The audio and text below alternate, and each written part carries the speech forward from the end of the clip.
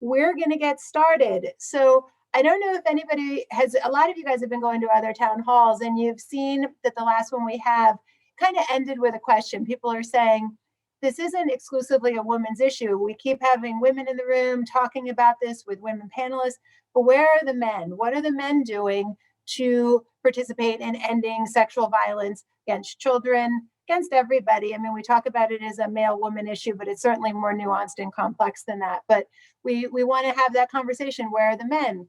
So luckily at Focus for Health, we have amazing grantees who are male-run organizations that are addressing this issue. For their full bios, you can get that in the registration information. So I don't want to waste a lot of time, and I'll let the guys introduce themselves.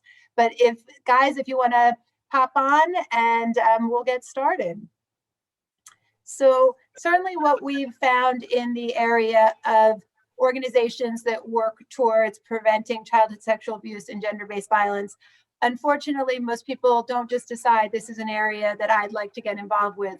Oftentimes the work comes to them in kind of an unfortunate circumstance, and what brings to their kind of understanding of the issue and their desire to get involved. So one such person who we're going to kind of start with is John Diatomo, who is involved with SACRED, which is the Sexually Abused Children's Relief Endeavor, and he is out of Kansas. We'll go back to your story in a minute, but if you just want to do like a little 5-minute introduction of who you are, and then we'll come and get a little bit more in depth with it. Okay, great. Hi, as you said, I'm John Diatomo. My wife and I started SACRED, I guess around 2009. And we'll go into the story a little bit later, but it's an organization that my wife and I run. We have a board of 5 other people, so there's 7 of us, but there's really only 2 of us, maybe 3, very active in the day-to-day operations. And we provide financial aid to families with sexually abused children when they realize that when they need it because their financial position is such because of the abuse of a child, sexual abuse of a child. So that's what we do. We provide funds. We work only with child advocacy agencies. They're the ones who bring candidates to us, applications to us, because we're obviously not in a position to be, vetting people. So we use child advocacy centers. Thanks, John. And for anybody who's been through this situation, you certainly realize often when these things occur in homes, the person who is being accused could be the primary breadwinner in the family. And I don't think people understand all of the financial implications. So what your organization is doing is amazing and probably makes such a huge difference in people's lives. And I think it's an area that people don't think about until they've had personal experience. So thank you and your wife for what you do.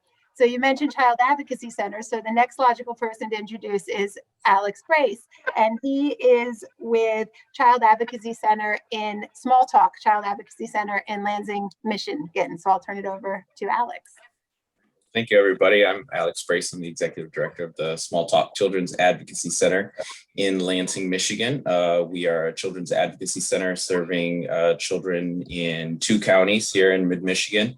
Providing services for children and families who are impacted by sexual and severe physical abuse. So anytime that a child discloses that they've been abused, law enforcement contacts us. We provide them a safe place to be able to share their story through what's called a forensic interview. So children are able to talk about what happened to them with a trained professional that kind of starts the criminal justice process and the investigative process into sexual abuse and physical abuse cases. And then in addition to that, we offer counseling services at no cost to the families as they go through this process. We're, very much involved in the prevention work as well. Our work is very reactive in nature, but as an organization, we also want to be proactive. We are an organization that regrets that we have to exist because this is a really serious and severe and persistent problem, not only in our community, but across the country, as you see with this panel of people who are working to end this problem. So we are, continuing to be dedicated and motivated to keeping, children safe as best we can, and hopefully, ending this fight so we can close our doors and go look for different jobs because it's not an issue anymore. So just happy to be here, and thank you so much for the opportunity. Thanks, Alex. We appreciate that. I think we're all looking to be obsolete in this line of our work. So with that, I'm going to turn over to Pete Singer. He is with Grace, and that is the Godly Response to Abuse in the Christian Environment. Organization is out of Lynchburg, but what we learned today is there is national as well as international footprint to their organization. So I'm going to turn it over to you, Pete. Hi, nice to be here. Thank you for the great opportunity to join this incredible panel and talk about it. My name is Pete. I'm with Grace, Godly Response to Abuse in the Christian Environment. We were started back in 2004 by a person by the name of Boz Chividjian. He was a child abuse prosecutor, also Billy Graham's grandson, but he was a child abuse prosecutor. And he noticed again and again when he was involved in prosecuting child abuse, and that intersected with the faith community, the church would often show up in great numbers. But when they showed up, they would show up on the side of the accused perpetrator, not able to believe that the elder in their church could have done that, not able to believe that this could have happened, and it was somebody that they trusted, that they knew. And he realized that this just really did not reflect what he understood to be the heart of God. That as he saw this, the focus is on uplifting those who've been hurt, caring for and protecting the vulnerable, not coming alongside the person who may have abused them. And so he started Grace in 2004, really with the goal, with the desire to equip Christian faith communities to recognize, prevent, and respond to child abuse. In the years since then, we've expanded to also address other forms of abuse within faith communities. And we'll talk, I think, a little bit more later about how we do that and why we have chosen the different paths that we do in both prevention and response within Christian faith communities. Great, thanks, Pete. We look forward to hearing more about that. With that, I'm going to turn it over to Greg, who is with Men Stopping Violence out of Atlanta. So, Greg. Thank you. Hi, everybody. My name is Greg Loughlin. I'm with Men Stopping Violence. And so Men Stopping Violence is a 39-year-old social change organization. And our mission is to engage men and communities to take action to end violence against women. And so our specific focus, again, is male violence against women and girls. And so we're located in Atlanta. We run classes with individual men, but then we also train men to go out into the community to change community norms and messages that support male violence against women and girls. And so really glad to be with you. And thanks, Jen, for inviting me. Absolutely. So if you guys could all put in the chat contact information for your organization so people will know how to get in touch with you and reach you, that would be fantastic. If we can certainly do that as well if that's easier. So that being said, thank you, everyone. We're going to get started with what's going to be a difficult discussion because we are going to be talking about some upsetting things. But the whole point of this is to know what to do when it happens, to know how to appropriately intervene so that we can not only do the right thing when someone is hurt, but change the whole context and hopefully the culture around these issues. So with that, John, I'm sure you didn't imagine that you would be on a call like this 15 years ago or 10 years ago. So if we could kind of, what was the reason that you're here today and that you started Sacred? Well, Sacred was started based on a personal experience in our family. Our granddaughter was sexually abused by her father when she was ages from whenever to 6, because when she was 6 is when she told, and her mother believed her and stopped the van, and father was arrested. And then, you know, it's an amazing, it's a terrible thing what families go through when they first find out that they have a child that's been sexually abused by anybody. I mean, a family member, clergy, professionals, laborers. I mean, it's there's really no identifiable characteristics, as I'm sure Alex can talk to in his experience. But um, so we find this out, and then comes the other problem, which um, he was the main income earner, as you mentioned before. Although Sacred does not limit itself to the main income earner, but in this instance it was, and that's how we started. The main income earner was now in jail, and 75 to 80% of the family income was gone. And my daughter had 3 children. She had 1 on the way, and so we were able to. So she faced some real problems. She had to sell her house. She found out she had a whole bunch of bills she didn't know she had because she didn't manage the money. She moved to be closer to her sister and to a less expensive area. So and then I was able to, because of my business associates and family, and plus our financial position at the time, we were able to help Allison financially. But we ended up raising money too, because we couldn't do it alone. So we raised some money for her. We set it up in a local bank, and we managed it, and we helped her get through some of the crisis areas she was going to have. You know, the kids need books, the kids need food. You know, I got to pay my electric bill. How do I do that? So we did that, and then we realized that there's other people that don't have the opportunities we get, or that we can give our daughter. So that's how Sacred began. We started in 2009. We finally got incorporated and went through, got our 501 3C or C3 3C. We started with Child Advocacy Center out of St. Louis. We explained to them what we wanted to do. They said it was an unmet need. Nobody does that. So we were able to do it. So, you know, I can sit here and say since 2009, we helped really nobody.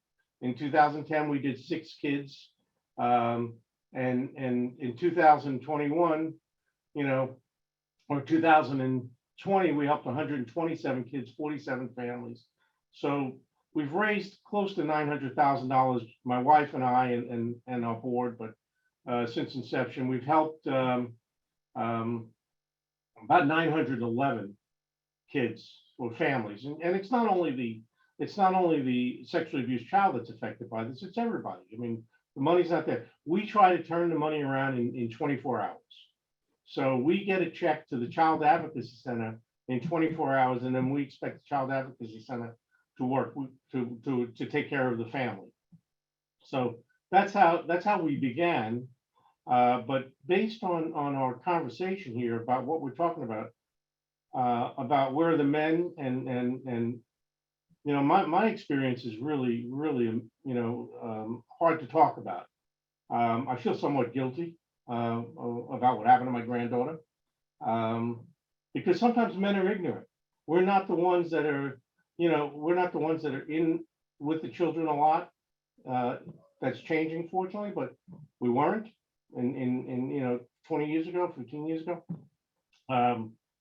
So my wife, who was new to the family, I mean, we got married in 2001, so she was new to the family. She was the one who realized, who told me things were going on, and whether it's ignorance or misbelief, you know, I couldn't accept it. I mean, you know, I saw this guy all the time. You know, he seemed okay. You know, he's not my cup of tea, but he was my daughter's husband. He seemed like a decent guy, smart. You know, and I didn't see it. So when my wife told me about it, you know, she was insistent upon it, and we didn't do anything about it. I guess we didn't do anything about it ever, because eventually my granddaughter told, and she did something about it. So I think there's a level with the men.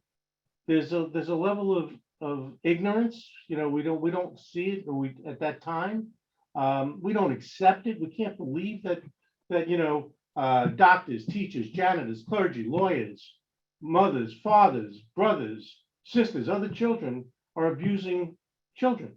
It's hard to accept. It's hard to, you know, memorialize in your brain that this is going on. So So I think that's one of the reasons why, you see men not as active. I think, and I think later on I'm going to talk a little bit more about this, about my experience in a meeting. But Carol did tell me, and we did nothing about it. I obviously regret that terribly, but we decided to do something about it to help others, and that's where we are right now. So. Thanks, John. Those are really hard stories to tell, and I appreciate your honesty because I do think it helps other people. The disbelief is how these things are able to continue. Our brains can't process things like that, and it's so unbelievable when it happens. I think one of the things that I like most about what you're doing is I think people assume these things happen in a vacuum. A child comes out and they say, I've been abused, and then therapists just sweep in and help them and everything is okay. And we're going to turn it over to Alex to discuss that. But the whole family is reeling from the experience, the residual impact financially, practically, who you trust to watch your kids anymore. How do you get up and go to work the next day and leave your kid in the care with somebody after this just happened? So the impact and the ripple is so tremendous. But the ultimate goal is to get healing for the individual, healing for the family. So what you're doing, just having these family knows that somebody cares about what they're going through, is so powerful and therapeutic in its own right. So kudos to what you're doing. You're helping so many people. So Alex, unfortunately, you're probably the first call when a disclosure is made and they have somebody to swoop in and help. I would assume that's someone like you. So I'll let you take it from there. Yeah, no, I mean, I think I co-sign on a lot of the things that John said. This is when you talk about abuse of children in particular, which is where most of my experience lies. It's tragic. It's something that does not just impact that individual child. Obviously, they're the primary victim of that crime, of that assault. But there's all that secondary trauma that comes with, how that impacts the family and who you can trust and what, parents and caregivers that were not the offenders in these cases, how they navigate through the world, how they interact with their child, what kind of, behaviors are a result of the trauma that then the parent has to respond to and react to that can be challenging and difficult. I think it's critically important for men to be at the forefront of this fight because we know that statistically, most men are, not most men, but, most of these crimes are perpetrated by males. So, I think as men, we need to own that and own our privilege as men too, in a larger scale, that we have a lot of, we have a lot of ability to navigate and move through things that other people in this world don't, just by virtue of being men. And I think we need to kind of check that at the front door and really, go into situations like this, with empathy and with care and with being very thoughtful and starting from a place of believing, in the first place. Like, let's not question a survivor of abuse and try to explain away all the different scenarios that could happen. Let's just at the very least start by believing them and start by giving, a survivor the opportunity to share their story and heal. Because even if we feel like we see this a lot of times with the kids that we serve, that, maybe the incident that happened with them wouldn't necessarily constitute abuse in like a legal sense. But it was something that made them really uncomfortable. And that's really important to pay attention to. We don't want to just explain that away to say that, oh, well, that person didn't mean to do that, or they didn't mean to say that, that the intent wasn't there. It still made that child uncomfortable. And we need to address that and acknowledge that and support that and make sure that we're educating ourselves on what we can do to start fixing this problem. And I think a lot of that is holding each other accountable too, as men, to not shy away from having these conversations. When I first started, at our organization, at Small Talk, being able to have conversations about even just saying the word sexual abuse to somebody who I'm trying to, pitch to donate to our organization or something like that was really scary and really nerve-wracking. And I think after a while, I just got to a point where we have to just be out front. We have to talk about it. That's why opportunities like this are so vital and so rare, and why I was so just excited and thankful to be a part of this is because these are conversations that are not being had in, between males and in those communities. I don't, before I got this job, talking to my male friends about sexual abuse was something that did not come up. Now I talk about it every chance I get because I think it's important, and I want people to know that it's a reality in our world, and that it's something that needs to be addressed, and we can have a role in ending that. We have voices that are important and powerful, and we can turn the tide in this if we all stand up together and hold ourselves accountable and hold everybody else accountable as well. Absolutely, Alex. I appreciate what you said. And I'm sure that when families and children come to you, they're shocked to see a male therapist at the other side of the table. And, after I met you and we had a conversation about it, I really thought, what could be a better therapeutic experience than to have that corrective experience of having a man be compassionate and understanding. And I'm glad to know there are people like you that are helping people kind of get through that experience. So talking about this on kind of a larger scale, I'm going to shift right over to Pete. And, how do we help men be more equipped to respond better to responding to sexual violence? How do men become more comfortable having these conversations?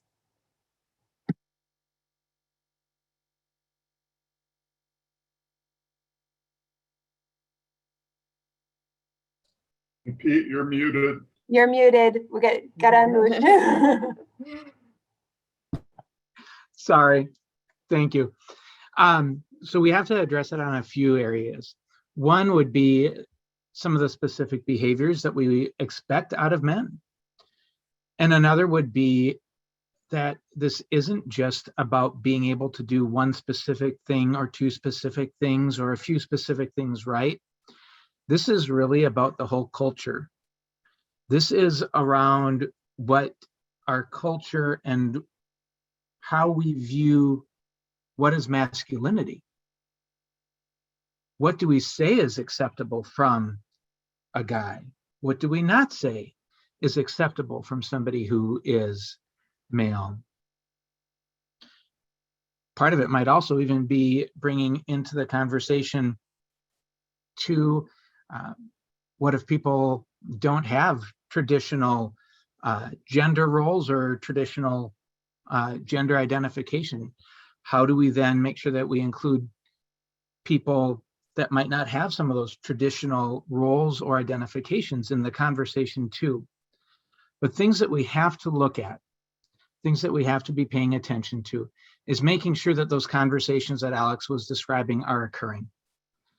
We have to have the conversation. If we don't have the conversation, then nothing's going to happen.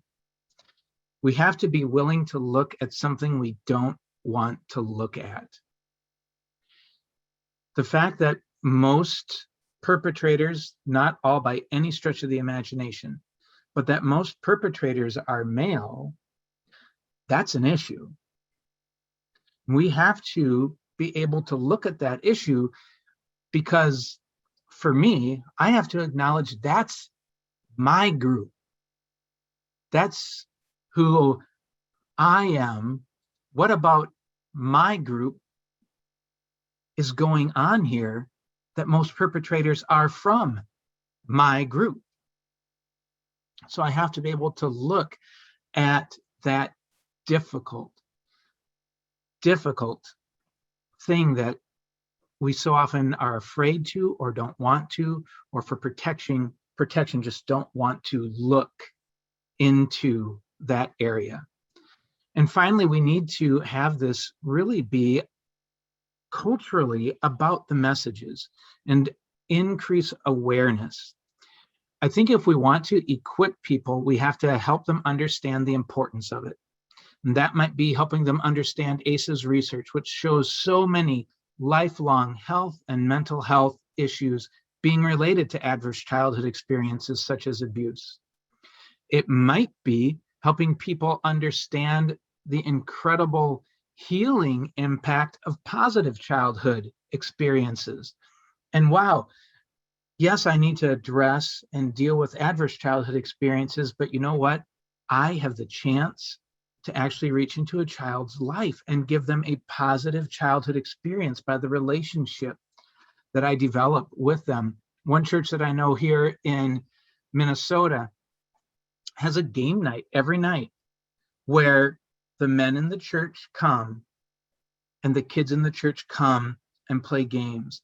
A lot of people in a lot of families in that particular church aren't intact, and a lot of the kids don't have a positive role model. And the church has said, we're going to create a safe male role model that they can interact with. So we look at ways that we can do things as a community. And we want to be aware of three key parts of trauma or this bad thing that happened to a person, because we want to be able to address each of those. One of the things is the event, and that's what we usually look at when we think of trauma. How can I respond to, how can I address the event that's occurred in a person's life? And that's very important that we're able to address the specific abuse. But we also need to look at how that abuse is experienced, how that event is experienced. Is it experienced alone? Is it experienced as being blamed? I remember when I was in elementary school, it was a Christian school associated with my church, which was a pretty abusive church and pretty abusive school. The principal had an affair with a student, and the principal was fired for having an affair with a student. And I'm saying affair, and I'm saying affair because the student was expelled for having an affair with the principal.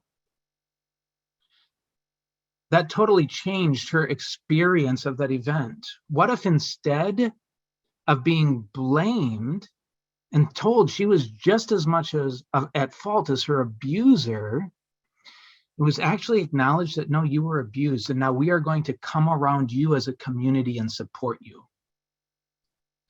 What if instead the perpetrator's lies weren't accepted, that she was just as at fault, but instead people came around that person and said, no, that's a lie. You were in the position of power. You were the abuser. So we need to reach into how that is experienced. And we need to reach into the long-term effects of that event. And things that all of you are doing, that John, that Alex, that Greg are doing, that Grace is doing, reach into each of these things by helping a family out in that critical time with a financial gift. You are stopping a potential domino effect as they lose their house, end up homeless, and then have even worse things or more bad things happen. To be able to reach in and change the effects, we need to take action at each of those levels to prevent the events, to give support during the experience of the event, and to change some of those long-term negative effects of the event.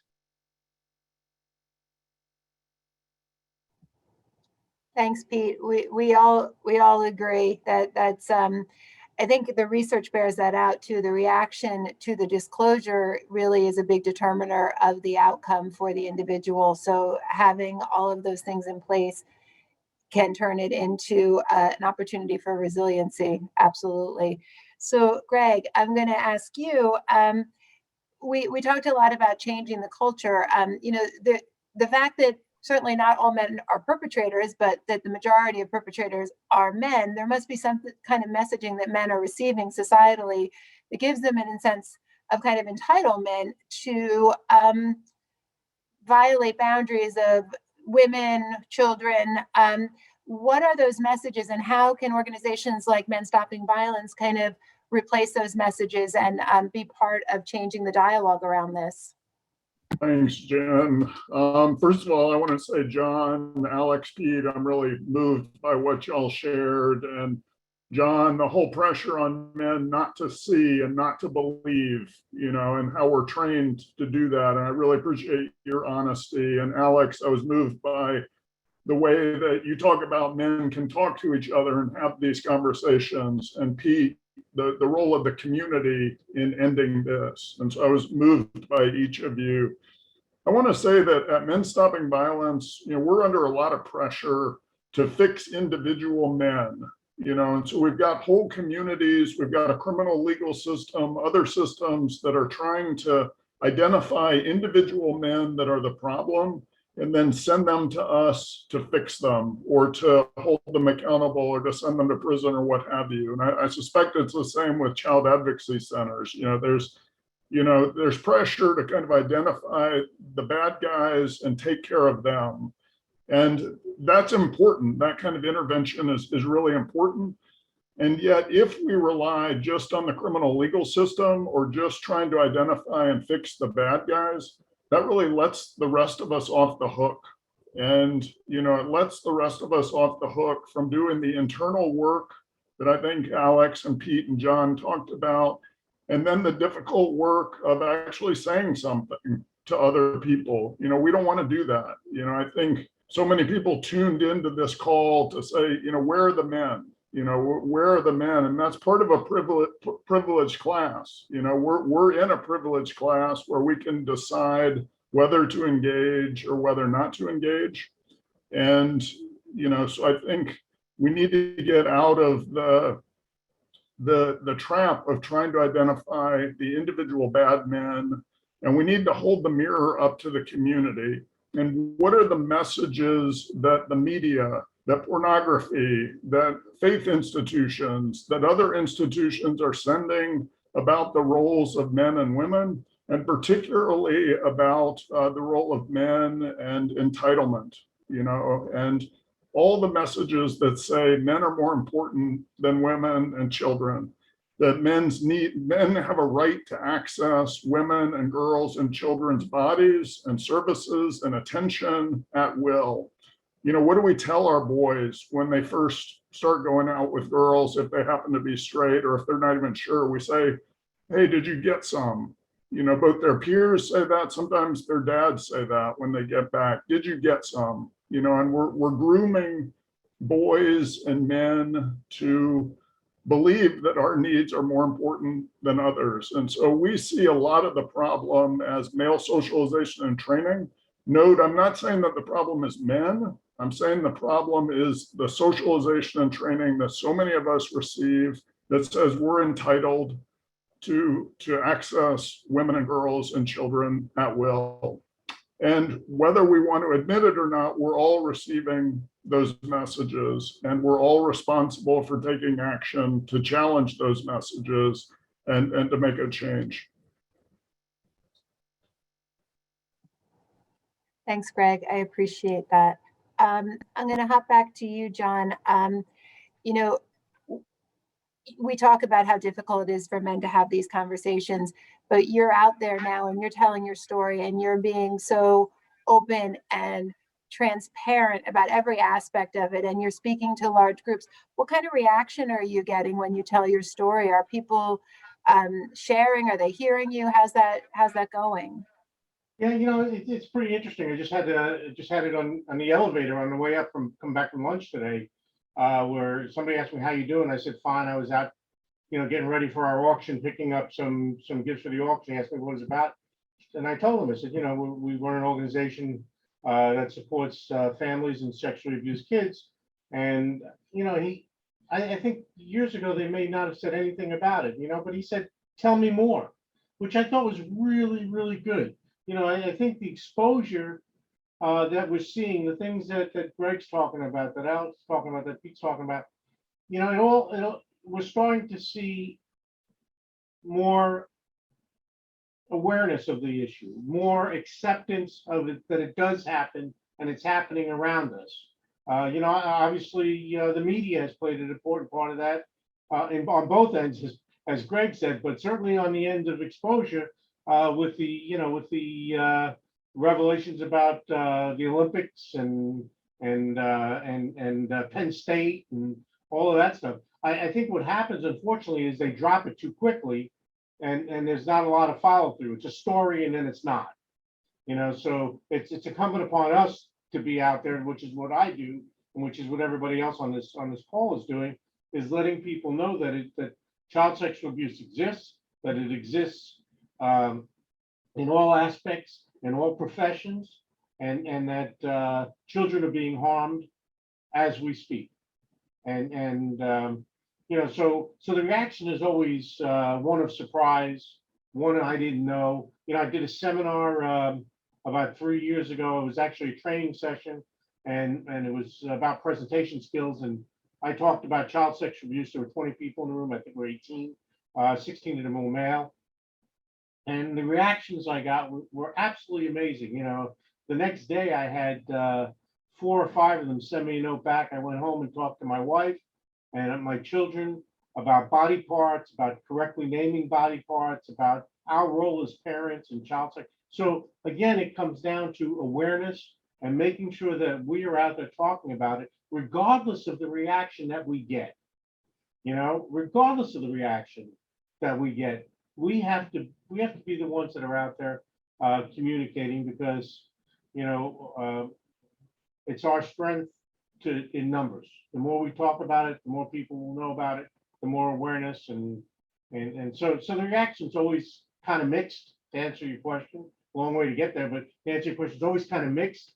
A lot of surprise and a lot of misbelief on who the offenders are. I think that's really the most amazing thing I get is, wow, I can't believe that somebody did that. I can't believe that a doctor did that. I can't believe that my teacher did that. I can't believe a nurse did that, a grandparent.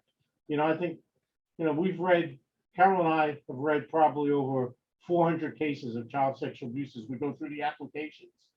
And I mean, it's just, Alex has read them and he lives it. So, I know, but it's just the stories you hear and the ways that children are abused, or sexually abused and abused, but I only see sexual abuse in what I do, is just absolutely, it is unbelievable, really.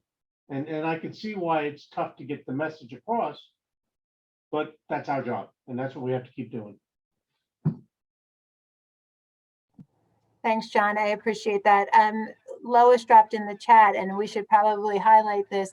The research shows that anywhere between 1 in 4 girls and 1 in 7 boys are sexually abused. We know that retrospectively when they do research, but even though we know the prevalence, when an individual child comes forward and says they're abused, we still don't believe it because it's such an alarming idea. It's such a taboo thing to think about happening. And the reality is the person your child is most likely going to accuse is somebody you like and maybe even love. And that is what makes these things so complex, and our brains just have trouble processing it. So one of the most important things, though, is to be prepared if a child makes a disclosure, to know how to appropriately respond to them, respond to their family. So I know Alex touched on this a little bit before, but we want to really reinforce this. If a parent came to Alex and says, what do I do if my child tells me this happened? What's the best way to respond? How do you generally answer that question? Yeah, I think the first place you start is by believing them. I think you made a great point that, when children disclose, they're vast majority of the time, they're not lying. They're not being dishonest with you. This is a child doesn't make this up for any old reason or to get somebody in trouble. And I think there are a lot of misconceptions we see in the media, especially when we have cases that involve celebrities that, these people are making accusations because they're able to, benefit from it financially. And they feel that trickles down to every single person who makes a disclosure about sexual abuse. And that is just not the case. I remember one particular case that I worked on that was attending court with the family, and one of the prosecutors, another, thankfully another male who's really great advocate for this kind of work as well. Posed to the jury, because there was concern that, that these victims may be making it up just for, some kind of financial gain. And I'll never forget, he just put up on the overhead projector to, show the entire courtroom, just the word "why" with a question mark, and went through and explained why would somebody come forward and share such intimate, difficult details with, maybe their parents who are sitting in the gallery for the very first time, to a group of 12 strangers, to a judge, to a prosecutor, while their, offender is sitting there listening to it and hearing it. Nobody wants to subject themselves to that level of scrutiny and difficulty, and, opening yourself up to that. That takes a lot of courage. So I think that, to kind of get back to your original question, I think believing, starting by believing is something that's going to be really, really critical. Making sure, I think we can, even as adults and as men, start that conversation even earlier. So let's, like John was talking about, having those conversations about using the anatomical names for body parts before a disclosure of abuse even happens. So that we can head that up before it even becomes a problem. So if there is a moment where a child feels uncomfortable, to know that you're a safe person that they can come and talk to, that they can have a conversation with, to leave that door open for further conversation, I think is critically important. So, I think also just addressing it with empathy as well, just sitting back and listening. I think especially as men, we're, socialized, like Greg was saying, to let's just go in and fix it. Let's solve the problem. And that's not what somebody who is disclosing to is going to need in that moment. What they need is somebody to listen to them and to hear them and believe them. And if you can accomplish those three things in a conversation, that sets that person up to be successful. That gives them the, that validates their experience. That gives them the opportunity to say, I need some more help. And then we can take some action. We can start figuring out what is a plan to help you heal. What is it that you need right now from me that I can help you with? So I think, I think a lot of it has to go back to, again, like Greg was saying, the way that we socialize our boys and young men. And let's fix that at the outset, so that when people do disclose, we're ready for that and accepting of that. Thanks, Alex. I know when people talk about cases of celebrities and they'll say oh, that person's making it up for money, weighing in on that with your children listening, it doesn't change the outcome of what happened with that celebrity, but it certainly is going to call into question whether your kid who's in the back seat over here and you say that is going to feel comfortable coming forward and telling you about something in the future. So I think it's important to be mindful in those moments where you're interacting directly with your child, but also be aware of the messaging that you're saying around it inadvertently, and making sure you create an environment that shows that you do believe people is really important. So one of the things that I like about Grace is you talk about kind of a two-pronged thing. You do not think that healing and accountability occur separately. You believe that people can be held accountable while getting support for the victim. So I think that's one of the things that we like most about your model. You're not letting the perpetrator off the hook, but you're kind of looking at how to support the individual, the community, everybody. Can you explain that a little bit?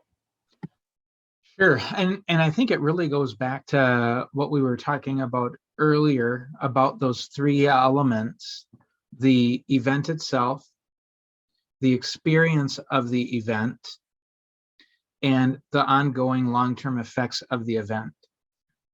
And so at Grace, we want to make sure that we are really dealing with all of those. And so as we work with a church, a ministry, we work on prevention. How do we educate people ahead of time to hopefully reduce the number of events that occur? And that might involve training the leadership, that might involve making sure that the entire congregation knows about this topic and working to equip the entire congregation to address it in their families, but also to hold people accountable to say, hey, I saw the youth leader and saw that the youth leader gave a youth group student a ride home with nobody else in the car. That shouldn't happen. We work with faith communities to establish policies so that it's not somebody's opinion that the youth group leader doesn't give a youth group student a ride home alone. That's actually a policy, that the youth group leader doesn't give a youth group student a ride home alone. And that allows us to prevent when somebody is maybe at the grooming stage. We've got some of those common grooming behaviors outlined as unacceptable in our policy. And now when the grooming starts, we're able to say, you just violated our policy. You're not in the youth group anymore. You're not a youth group leader anymore. So we equip on the prevention side with training, with policy review and coaching on how to have those. And then if something happens, we want to equip that church, that ministry, to reach into the experience and the effects, because they're going to either way. If that faith community responds well, it's going to have a positive impact. If that faith community, as is too often the case, does not respond well, they have just compounded the trauma. Many survivors tell us the way that the church responded was just as bad as the abuse itself. That's not the experience of everyone by any stretch, but many survivors tell us that. And so we do real-time consultation. How do we respond as a faith community, as a church, in a way that is trauma-informed, that understands trauma and how it affects a person? And we help a faith community look at 6 things that need to be true of their response. The first thing is safety, that as they respond, they provide a safe environment, physically safe, psychologically safe, spiritually safe for that survivor. That they respond with trustworthiness and transparency, that they're not hiding what they're doing. And we spend a lot of time talking about trustworthiness, because a lot of times we think that people owe us trust. Nobody owes us trust. Trustworthiness is not about getting the other person to trust you. Trustworthiness means that it is your responsibility to act in a way that is worthy of trust, if that person should ever choose to give it to you. That's our responsibility, to act in a way that is worthy of trust. Next is peer support, that we equip the person to rely on others, whether it's their family, whether it's their friends, whether it's their neighborhood, whether it's their faith community. We don't want the person to think that their only source of help is me as the pastor, is me as the youth group leader, because that means that I've now upped my power in their life to perhaps an unhealthy level. The person has to know that one individual is not the solution. That person might be a key role player, but it's okay to rely on other people too. You don't just have to rely on me. Collaboration and mutuality is the next one, that we work together with the survivor, that the survivor has a say in how it's handled. That we work together with other people in the church. It's not just one person, because one person can't do it all. So we work together, and we work together outside the church. That the church needs to be able to collaborate with mental health professionals who understand trauma. And the church can provide the pastoral care for a survivor of trauma. And a mental health provider can provide the mental health care. And we look and see where are ways that we can work together and cooperate and collaborate on this. The next thing that we try and make sure that churches are doing is related to empowerment, voice, and choice. The abuse, by its very nature, has stripped power away. And it is our responsibility to help the person take back some of the power that was taken from them. That means, again, giving the person a voice, not stripping away power from that person, not saying that their testimony, their statement has no power because we don't believe it, but giving that person a say in how the situation is addressed, finding the balance, because we're not wanting to put everything on their shoulders and abdicate our role as an organization either, but to give that person power. And finally, we recognize the significant historical, gender, and cultural factors that come into play anytime that we deal with abuse.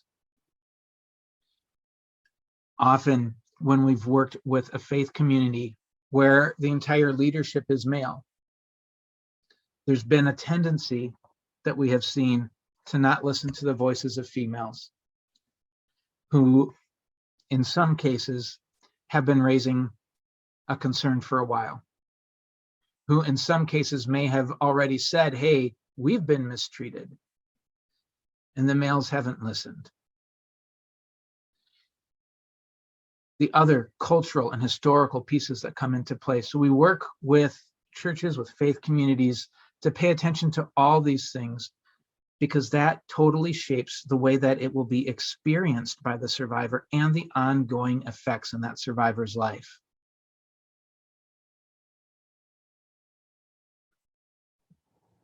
Thanks, Pete. I know that Greg also spoke about this, about way that men are socialized and kind of those cultural things that are the base for a lot of this. Greg, how does your work engage the community to actively take action against gender-based violence? What can people do? I know we talk about the man box and bystander intervention. What do you teach people on how is it we can kind of do a whole shift culturally on this? Yeah, I appreciate that. I like what Pete said, by the way, about a community of men, or there needs to be a community addressing sexual abuse and domestic violence, violence against women, girls, and boys. There are no lone rangers out there. And so I think a key is, how do we find a community of men that holds each other accountable and is willing to stand with women or girls or advocates and get off the sidelines. And so people have different ways of doing that. Alex talked about a prosecutor he works with. I think the key to me is, how do we find other men that are willing to stand with women and girls in this? At Men Stopping Violence, we have classes for men, and a lot of these men have used abusive or controlling behaviors towards women, and they've hit some kind of wall. Either their pastor or their rabbi or their therapist or somebody says, you need to change, or the court system, and they come to us. And it's kind of ironic that one of the places men can learn to challenge other men and to engage in social change is within one of these classes. And so we work with men. And by the way, I'm a staff member at Men Stopping Violence, but the first thing that I did when I got there was go through the program myself, because there wasn't a difference between the messages that the men had received in our classes and the messages that I had received. And that's one of the ways I got off the sideline. When I was a social worker by training, but I went through the same class and realized this isn't about fixing those guys. This is about addressing the messages that I think we're all receiving. So anyway, in these classes, we work with men around, how do we actually do that? How do we say something to another man? If somebody says something sexist or racist, what would it be like to say, wow? What would it be like to say, as an act of care, not as an act of fighting, or, but to really see it as my role as an act of care, to say, Pete, what you said there, I'm really uncomfortable with that. And, I really want to talk to you about that. How do we create men? And so part of what we do in class, we have men listen. We have videos and other things of women telling their truth, and men just listen to that and hold that and learn to listen. learn to give each other feedback, learn to connect with each other so that we don't require women and girls and boys in our lives to take care of us, that we can do that with each other. And so anyway, there's a series of things that I think we can do as men that equip us to go out and then to say things to other men and be willing to challenge social norms. But I think it starts with looking in the mirror, because if I'm really holding on to beliefs about women or beliefs about entitlement, I'm going to have a really hard time saying something to another man or challenging another man. I'm going to want to stay on the sidelines. So anyway, we have a community of men that have gone through these classes who then, rather than us throwing away these men, these are not throwaway men. These are men that are in our communities who are then positioned to say things to other men, to challenge church leaders, to do other things. And so, the men that we work with, we go to the Capitol for Stop Violence Against Women Day at the Capitol. We write op-eds. We go back and teach classes for other men. And we engage in accountability processes in the community. For example, there was a prominent artist in Atlanta, his name was Squishy Puss, who a series of women artists came out and accused him of sexual violence. And they went and they took over his gallery and made it into a space of truth-telling and invited Men Stopping Violence to come in and to do workshops with men that wanted to come and stand with those women who had taken over this gallery to tell the truth about the violence that they had experienced. And so, to go beyond,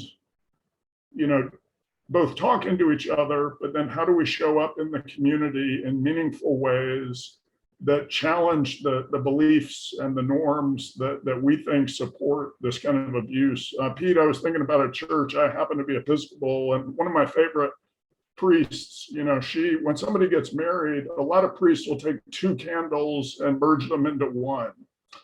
And her choice is not to do that, to say, you're getting married, but you each still have your own candle. You're each still individuals. You're engaged in a partnership, but you haven't become one in that way. And so that's not everybody's going to believe that.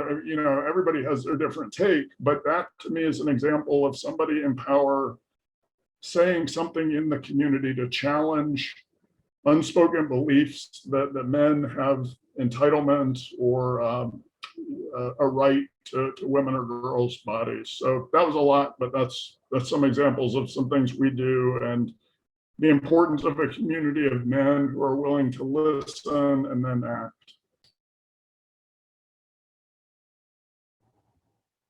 Thanks so much, Greg, and to everybody. We're at the 3 o'clock mark, so we're going to end the official part of the town hall. We will do a Q&A, so if people want to stay on, we will have about 15, 20 minutes with the guys to ask them questions to. I want to thank you on behalf of Barry Siegel and Focus for Health. We are proud to support the work of all of you, and I'm really happy to have an opportunity to hear more about the great work that you're doing. And thank you on behalf of everyone who will have the benefit of listening to this, learning your stories and learning, just helping us navigate what is a very difficult topic. So thank you all. We did have a question come in, and I'm going to start with Pete. I think that you were in the chat with someone and are going to kind of take this one on. What do you see as the factors that make men and boys less likely to disclose abuse? We know that they are victims of abuse. They're less likely to disclose, but we don't know if they're less likely to experience it. So the statistics might not really be indicative of the true numbers. What factors are causing that, and what can we do to correct that a little bit?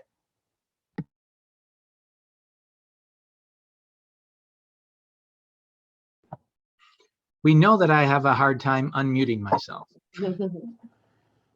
I have some family members who might disagree that I have a hard time unmuting myself. Anyway, we do know that on average, just statistically speaking, it does take boys longer to disclose sexual abuse that has happened. Significantly longer. we have to ask ourselves why. And I think that we've talked so much about social messaging, and part of that is around social messaging, even about child abuse. That's something that happens to girls, not to boys. That's something that might somehow relate to your gender or sexuality. I think it was in the movie Spotlight that a person was talking, and it was about the connection between having experienced abuse as a child and the fact that they were gay.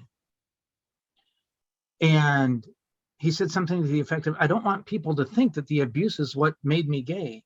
I already knew I was. But now if I disclose, people are going to think that that's why, and it's just a byproduct of having been abused. So we've got these messages that say that it's related to how much of a man you are, that it's related to your sexuality, that it's related to your gender, that say it's something that happens to girls. And what does it mean about a guy that is sexually abused? Mickey Mantle, I love baseball. Mickey Mantle is one of the greatest baseball players of all time. And he was abused terribly throughout his childhood. Mickey Mantle, who hit some of the longest home runs in history, his view of himself is that he was a weakling because he allowed himself to be abused. And I'm saying allowed himself to be abused.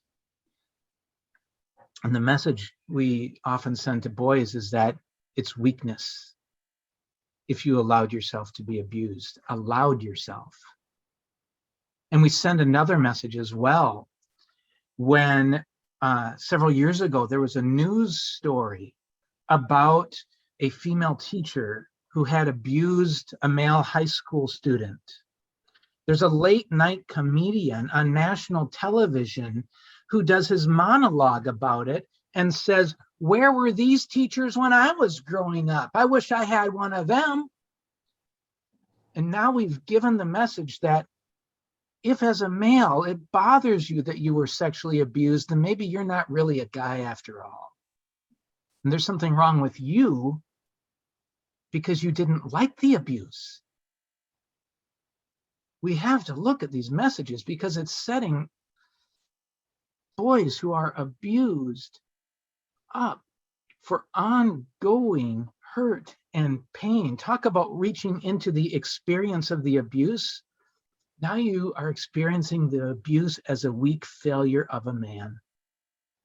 Now you are experiencing long-term effects from the abuse, that you are questioning your identity because of the messages that have been sent your way. And it makes it harder for for boys and for men who receive abuse, because adult men receive abuse as well. It makes it harder to disclose. It makes it harder to get help. It makes it harder to work through all those issues. Victor Veith is somebody that's on the board of Grace, and he writes and speaks eloquently of this phenomenon. And I'd encourage you to see if you can find a video of him speaking about it or some of his writings on it.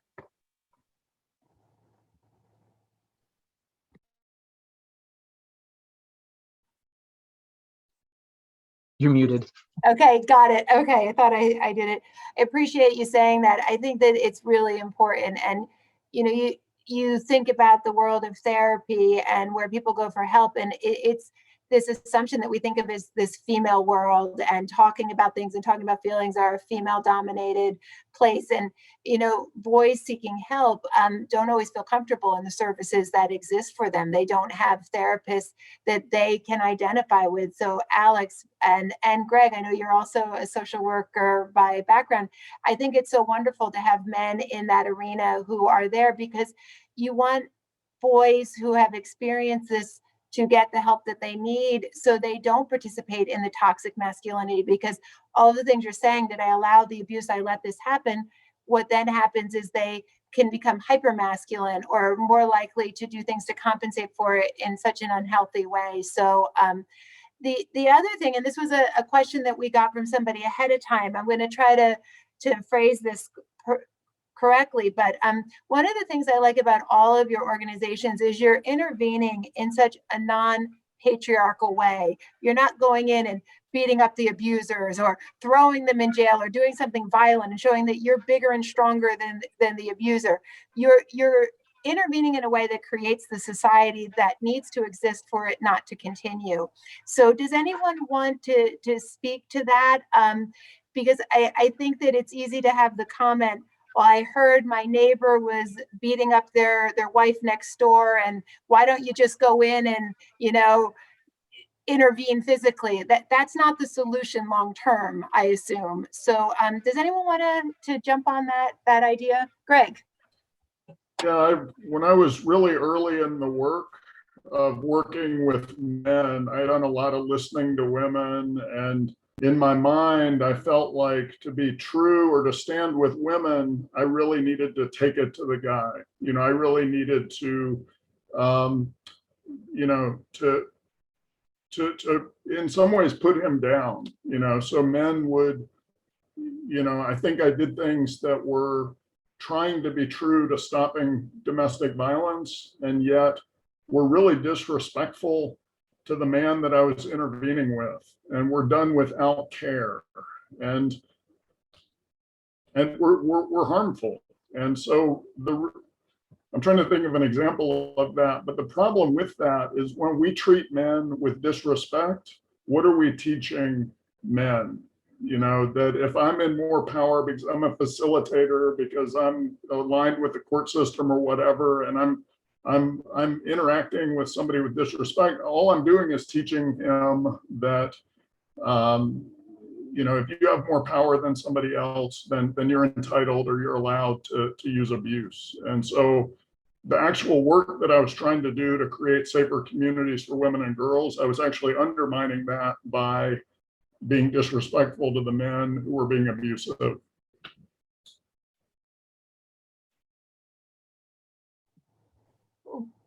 You're right. Yeah. Okay.